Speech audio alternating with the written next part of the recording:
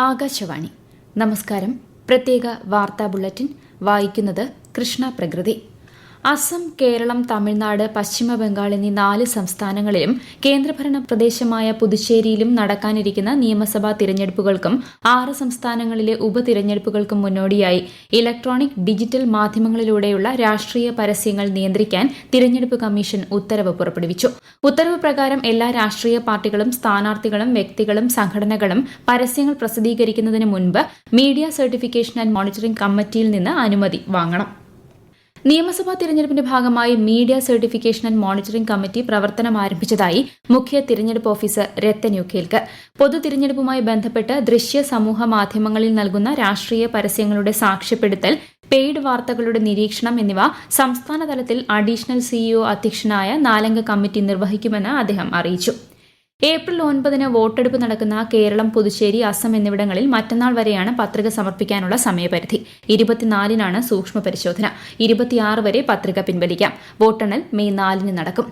Kozhikode south മണ്ഡലം LDF സ്ഥാനാർത്ഥി അഹമ്മദ് ദേവർകോവിൽ ഉച്ചയ്ക്ക് 2 നാമനിർദ്ദേശ പത്രിക സമർപ്പിക്കും. കുന്നമംഗലം നിയോജക മണ്ഡലം UDF സ്ഥാനാർത്ഥിയായി മത്സരിക്കുന്ന MA റസാഖും ഇന്ന് വരണാധികാരി മുൻപാകെ പത്രിക നൽകും.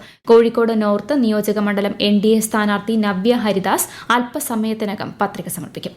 കോട്ടയം ജില്ലയിലെ വിവിധ മണ്ഡലങ്ങളിലെ സ്ഥാനാർത്ഥികൾ ഇന്ന് പത്രിക സമർപ്പിക്കും. പുതുപ്പള്ളി നിയോജക മണ്ഡലത്തിലെ LDF സ്ഥാനാർത്ഥി KM രാധാകൃഷ്ണൻ, UDF സ്ഥാനാർത്ഥി ചാണ്ടി ഉമ്മൻ, പൂഞ്ഞാർ LDF സ്ഥാനാർത്ഥി സെബാസ്റ്റ്യൻ കുളത്തുങ്കൽ തുടങ്ങിയവർ ഇതിൽ ഉൾപ്പെടുന്നു. കണ്ണൂർ മണ്ഡലം LDF സ്ഥാനാർത്ഥി രാമചന്ദ്രൻ കടന്നപ്പള്ളി, പേരാവൂർ മണ്ഡലം UDF സ്ഥാനാർത്ഥി സണ്ണി ജോസഫ്, LDF സ്ഥാനാർത്ഥി KK ശൈലജ, NDA സ്ഥാനാർത്ഥി പൈലി വാത്യാട്ട്, ധർമ്മടം മണ്ഡലം UDF സ്ഥാനാർത്ഥി അബ്ദുൾ റഷീദ്, മട്ടന്നൂർ മണ്ഡലം LDF സ്ഥാനാർത്ഥി VK സനോജ്, UDF സ്ഥാനാർത്ഥി ചന്ദ്രൻ തില്ലങ്കേരി, NDA സ്ഥാനാർത്ഥി ബിജു ഏളക്കുഴി, ഇരിക്കൂർ നിയോജക മണ്ഡലം UDF സ്ഥാനാർത്ഥി സജീവ് ജോസഫ്, തലശ്ശേരി മണ്ഡലം LDF സ്ഥാനാർത്ഥി കാരായി രാജൻ, UDF സ്ഥാനാർത്ഥി KP സാജു എന്നിവർ പത്രിക സമർപ്പിക്കും.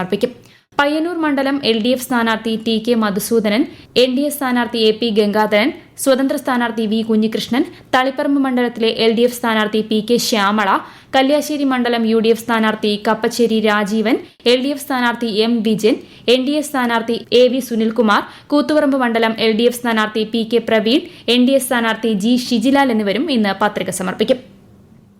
ഇന്ന് രാവിലെ വീട്ടിൽ നിന്നും കാണാതാവുകയും പിന്നീട് മൊഗ്രാൽ പുഴക്കടവത്ത് അവശനിലയിൽ കാണപ്പെടുകയും ചെയ്ത BLO മരിച്ചു. മൊഗ്രാൽ പുത്തൂർ സ്വദേശിയും ചേർക്കള സർക്കാർ ഹയർ സെക്കൻഡറി സ്കൂളിലെ അധ്യാപകനുമായ സവാദാണ് മരിച്ചത്. 32 വയസ്സായിരുന്നു. 2026 കേരള നിയമസഭാ പൊതു തിരഞ്ഞെടുപ്പിന്റെ ഭാഗമായി പെരുമാറ്റച്ചട്ട ലംഘനങ്ങൾക്കെതിരെ പൊതുജനങ്ങൾക്ക് നേരിട്ട് പരാതി നൽകാനായി സജ്ജമാക്കിയ സി-വിജിൽ സംവിധാനത്തിന് മികച്ച പ്രതികരണമെന്ന് മുഖ്യ തിരഞ്ഞെടുപ്പ് ഓഫീസർ. മാർച്ച് 20 കണക്കുകൾ പ്രകാരം സംസ്ഥാനത്താകെ 4585 പരാതികളാണ് ഒറ്റ ദിവസം കൊണ്ട് ആപ്പിലൂടെ ലഭിച്ചത്. ഇതിൽ 4528 പരാതികളും അതിവേഗം പരിശോധിച്ച് തീർപ്പാക്കാൻ തിരഞ്ഞെടുപ്പ് കമ്മീഷന്റെ ഫ്ലൈയിംഗ് സ്ക്വാഡുകൾക്കും മറ്റ് ഉദ്യോഗസ്ഥർക്കും സാധിച്ചു. പരിസ്ഥിതി സൌഹൃദ തിരഞ്ഞെടുപ്പിന് ഇത്തവണ ഗ്രീൻ ബട്ടണുമായി തിരഞ്ഞെടുപ്പ് കമ്മീഷനും ശുചിത്വ മിഷനും. പ്ലാസ്റ്റിക്കിന് പകരം പുനരുപയോഗ സാമഗ്രികൾ ഉപയോഗിക്കാനും ശാസ്ത്രീയ മാലിന്യ സംസ്കരണം ഉറപ്പാക്കാനുമുള്ള പ്രചാരണമാണ് ഗ്രീൻ ബട്ടൺ. ഹരിതചട്ടം പാലിച്ചുള്ള തിരഞ്ഞെടുപ്പിന് പോളിംഗ് ഉദ്യോഗസ്ഥർക്ക് പരിശീലനവും ഉറപ്പാക്കിയിട്ടുണ്ട്. സംസ്ഥാനത്ത് വോട്ടർ പട്ടികയിൽ പുതിയതായി പേര് ചേർക്കാൻ മറ്റന്നാൾ വരെ സമയം. voters.eci.gov.in എന്ന വെബ്സൈറ്റിലൂടെയോ ECI നെറ്റ് മൊബൈൽ ആപ്ലിക്കേഷൻ വഴിയോ ബൂത്ത് തല ഓഫീസർ മുഖേനയോ അപേക്ഷിക്കാം. കേരളത്തിൽ വിവിധ ജില്ലകളിൽ നാളെ വരെ താപനില ഉയരാൻ സാധ്യതയെന്ന് കേന്ദ്ര കാലാവസ്ഥാ വകുപ്പ്.